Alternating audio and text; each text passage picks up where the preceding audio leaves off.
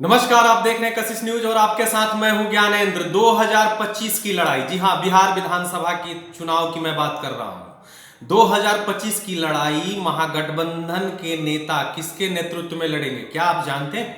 अगर नहीं जानते हैं, अगर आप जानते ये हैं कि नीतीश कुमार के नेतृत्व में महागठबंधन लड़ाई लड़ने जा रहा है, तो आप गलत हैं। क्योंकि आज इस बात का खुलासा खुद मुख्यमंत्री नीतीश कुमार ने कर दिया कि 2025 के नेतृत्वकर्ता कौन होंगे, महागठबंधन के नेतृत्वकर्ता कौन होंगे। जी हां, महागठबंधन विधानमंडल दल की बैठक हो रही थी और उसमें सीएम नीतीश ने ऐलान कर दिया कि 2025 का बिहार विधानसभा का चुनाव हम लोग तेजस्वी के नेतृत्व में लड़ेंगे।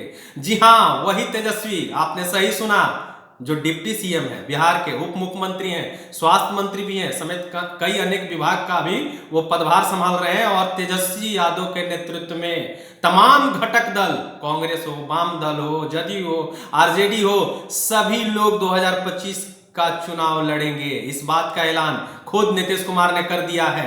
यानी कि अब इसमें कोई बट नहीं है, क्योंकि महागठबंधन के नेता हैं नीतीश कुमार, सर्वमान्य नेता है, सभी लोगों ने उन्हें अपना नेता माना है। और आज अगर विधानमंडल दल की बैठक हो रही थी महागठबंधन की, उसमें ये बातें निकल करके आई, तो एक तरफ से कहा जा सकता है कि 2025 में सीएम की कुर्सी पर कौन बैठेगा, नीतीश कुमार ने संकेत दे दिए हैं।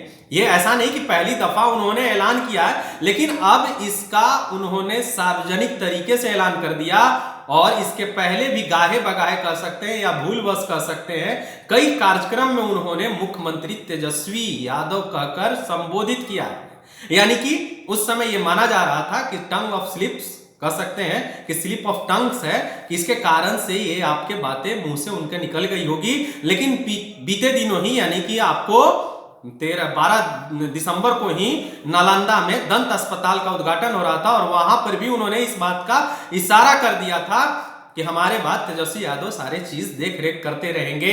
यानी कि नीतीश कुमार ने क्या कुछ कहा। और जब मीडिया वालों ने इसको लेकर के नीतीश कुमार के सबसे करीबी मंत्री माने जाते हैं विजय कुमार चौधरी जी, उनसे जब पूछा तो क्या कुछ कह रहे हैं, पहले वो सुनिए। ये तो मुख्यमंत्री जी कई अवसरों पर कह चुके हैं। जो उप मुख्यमंत्री तेजस्वी जी भविष्य के नेता हैं, तो ये तो कई अवसरों पर कहे, आज भी कहे, कल भी कहे थे।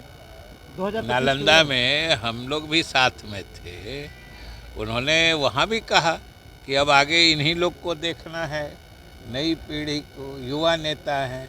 आज भी उन्होंने कहा है कि भविष्य में तो इन्हीं लोगों को नेता बनना है। तो इसमें कोई कन्फ्यूजन, किसको कन्फ्यूजन है? पीएम की उम्मीदवारी को लेकर के उन्होंने साफ कर दिया कि वो उम्मीदवार नहीं बनना चाहते। देखिए, आज भी मुख्यमंत्री जी ने वही कहा है जो वो शुरू से कहते रहे हैं कि वो प्रधानमंत्री पद के उम्मीदवार नहीं हैं। अगले लोकसभा चुनाव में उनकी मंशा मात्र इतनी है कि जितने भी भाजपा से अलग राजनीतिक दल या राजनीतिक ताकतें हैं, उनको एकजुट हो जाना चाहिए। और अगर सारे विपक्ष केंद्र में, यानी भाजपा से अलग दल और ताकत एकजुट हो जाते हैं, तो भाजपा फिर से सत्ता में वापस नहीं आ सकती है। यही चीज़ जो शुरू से कहते रहे। तो आपने सुना, विजय कुमार चौधरी ने कहा कि इसमें कौन सी नई बात है। नीतीश कुमार तो पहले से ही कहते आ रहे हैं कि भाई अब युवा वर्ग ही राजनीति में आ गया है और तेजस्वी यादव युवा वर्ग से आते हैं, उनमें सारे गुण हैं। तो ऐसे में अगर 2025 का चुनाव उनके नेतृत्व में लड़ने की बात अगर मुख्यमंत्री नीतीश कुमार करते हैं, तो किसी को आश्चर्य तो नहीं होना चाहिए। तो ये एक संकेत है कि 2025 का कह सकते हैं कि सेनापति का चयन महागठबंधन ने कर लिया। अब देखने वाली बात होगी कि 2025 आने में तो अभी वक्त है, इस दौरान क्या कुछ राजनीतिक घटनाक्रम बदलते हैं, क्योंकि राजनीतिक घटनाक्रम बदलने में तो कह सकते हैं कि मिनटों नहीं लगते हैं। तब ऐसे में 2025 तो एक लंबा सफर है।